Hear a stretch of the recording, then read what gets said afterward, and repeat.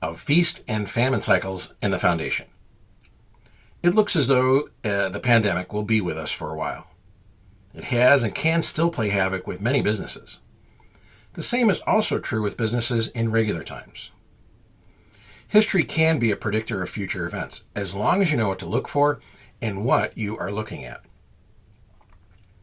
I recently watched the Apple TV series Foundation.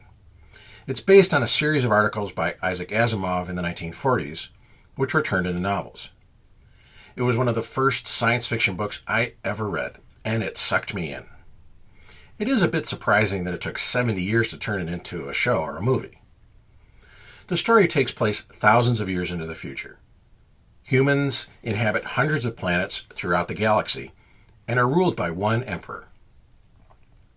Dr. Harry Seldon, through the use of a branch of mathematics called psychohistory, has predicted, based on past and current events, that the empire will fall in 500 years and that the ruin will last 30,000 years.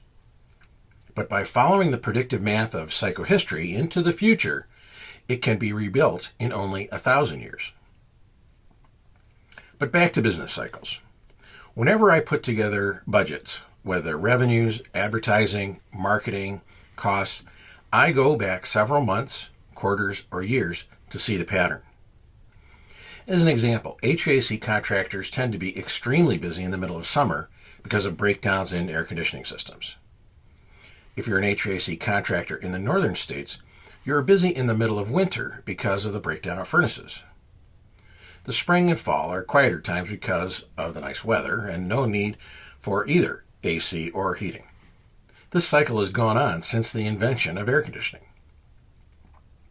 So in a given year, revenue will cycle high and low depending on the weather. Pattern. Manufacturers that supply the HVAC industry are also subject to these same cycles. In this case, it is the customer of the customer that is affecting the pattern, but there is a pattern. Manufacturers that supply businesses that receive funding from the state tend to have an increase in businesses at the end of each quarter. The biggest month is June because most states have budgets that end June 30th. Pattern. Suppliers to the building industry have a cycle based on housing starts with a fairly predictable delay from the time of the permit to the time of delivery. Housing permits go up, business goes up. Housing permits go down, business goes down. Pattern. The first step in understanding the feast and famine cycle is finding patterns in your business, your customers, and your customers' customers. It doesn't take the mathematics of Harry Seldon's psychohistory to figure it out.